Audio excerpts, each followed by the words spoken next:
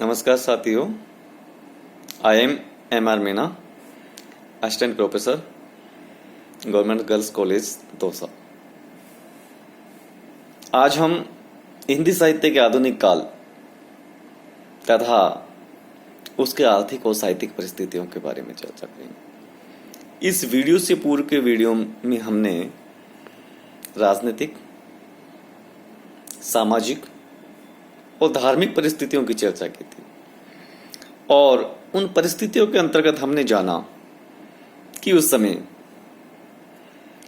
अंग्रेजी सत्ता थी और अंग्रेजी शासनकाल में या अंग्रेजों के शासनकाल में किस प्रकार भारतीय जनता व्यथित हो रही थी, दुखित हो रही थी, किस प्रकार उनका शोषण किया जा रहा था। उसी क्रम में आज हम देखते हैं कि आर्थिक दृष्टि से अंग्रेजों का प्रमुख उद्देश्य था किसी भी प्रकार से भारत का धन इंग्लैंड में पहुंचाया जाए। जब शासक वर्ग की ऐसी मनोस्थिति होगी तो निश्चित रूप से वहां की जनता तथा उसके जीवन से किसी भी प्रकार का कोई विशेष सरोकार नहीं होगा। ऐसा ही उन्होंने भारतीय जनता के साथ किया। येन केन प्रकरण भारतीय धन को वो इंग्लैंड में ले जाने लगे और ले जाते रहे। यहां के जो कुटीर उद्योग थे, लघु उद्योग थे, उन सबको नष्ट कर दिया, आर्थिक स्थिति को अस्त व्यस्त कर दिया।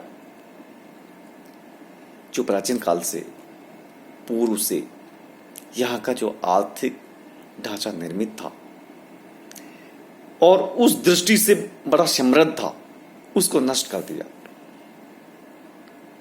उस कारण यह महंगाई में वृद्धि हुई, महंगाई की दर बढ़ी, अकाल पड़ने लगे। अकाल और महंगाई की विषम परिस्थितियों में भी जनता पर टैक्स का अत्यधिक भार बढ़ने लगा। अनेक प्रकार के टैक्स उन्होंने लगा दिए। दरिद्रता का बोलबाला चारों ओर होने लगा। ये जो समस्या थी प्रमुख रूप से भारतीय युग में देखी जा सकती है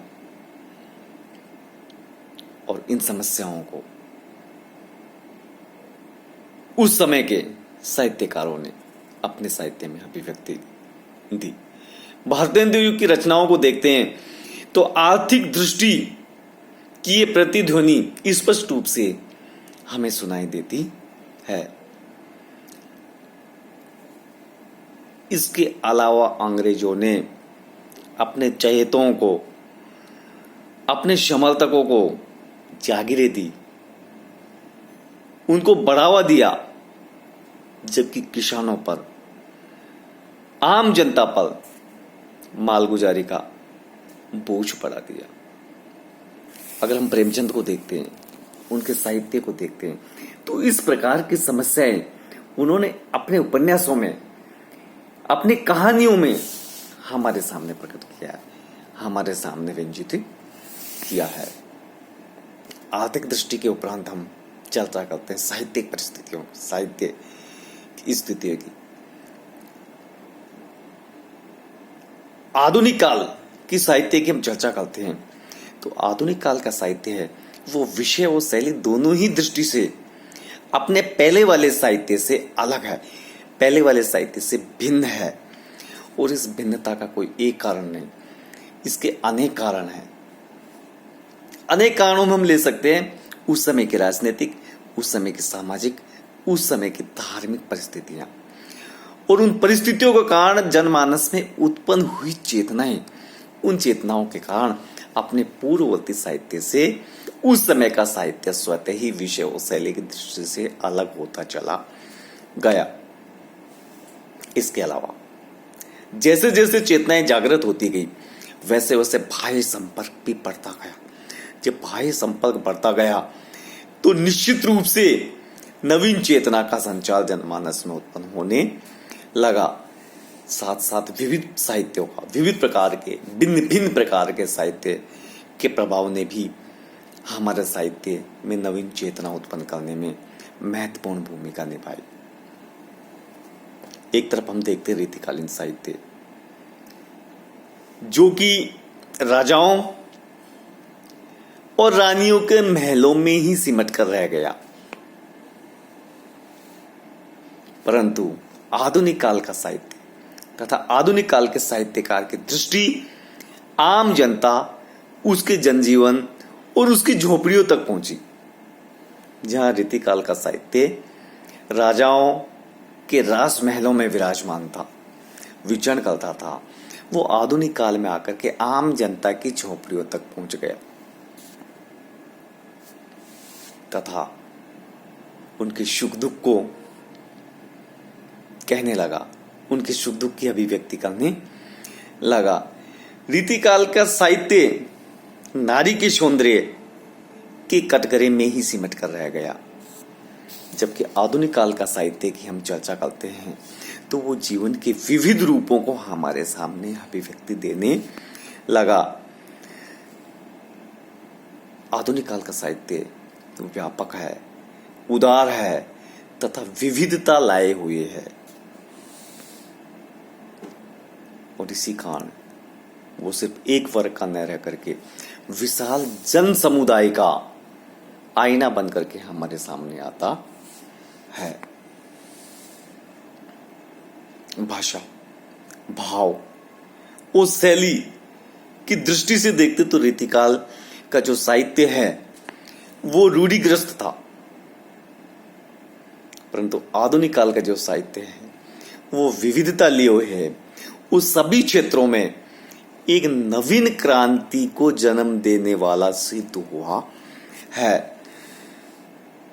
अगर हम आधुनिक काल का जो प्रथम भाग है भारतेंदु युग, उसकी चर्चा करें तो कहा जा सकता है कि भारतेंदु युग आधुनिक हिंदी साहित्य का प्रवेश द्वार है।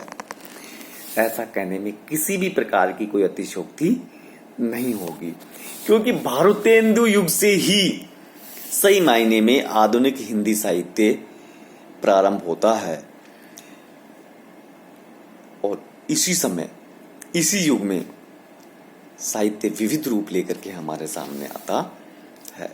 भारतेंदु युग से ही आधुनिक हिंदी साहित्य का क्रमिक विकास प्रारंभ हो जाता है, जो पुरानी परंपराओं, पुरानी मान्यताओं की रक्षा भी करता है और रक्षा करते हुए आधुनिकता को समावेशित करते हुए हमारे सामने आता है।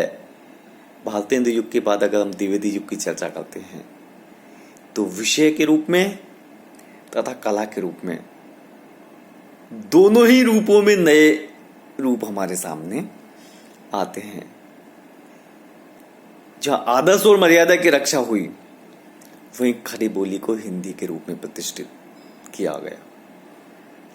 द्विवेदी युग से आगे चलकर हम छायावाद की चर्चा करते हैं तो छायावाद अपनी पूर्ववर्ती साहित्य परंपराओं के खिलाफ विद्रोह के रूप में हमारे सामने आता है। पूर्व में जितनी भी परंपराएं थी, रूढ़ियां थी, कुरीतियां थी, उन सबको तोड़ते हुए आगे निकलकर हमारे सामने छायावाद आता है। आधुनिक काल की सबसे महत्वपूर्ण घटना है गद्य का आविष्कार, गद्य का विकास और खड़ी बोली को साहित्य के रूप में प्रतिष्ठित करना। तो गद्य और पद्य दोनों रूपों में ही आधुनिक काल में खड़ी बोली का प्रयोग किया जाने लगा। यह महत्वपूर्ण घटना थी।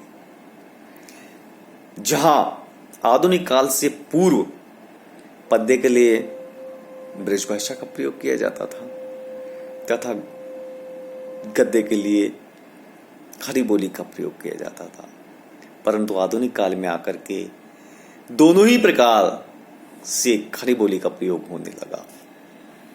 इसके साथ साथ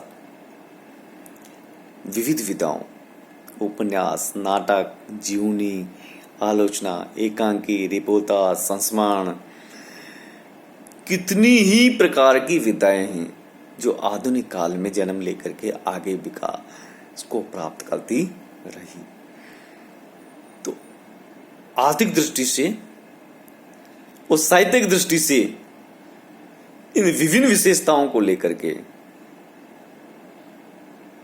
हमारे सामने जो साहित्य है वो आता है, और हम इस समय की इन परिस्थितियों का आकलन करने के बाद यही कह सकते हैं कि इन विषम परिस्थितियों में भी साहित्य नवीन चेतना लेकर के सामने आया, और आज जिस रूप में है उसमें कहीं न कहीं इन परिस्थितियों का महत्वपूर्ण योगदान रहा है। आज इतना ही, धन्यवाद।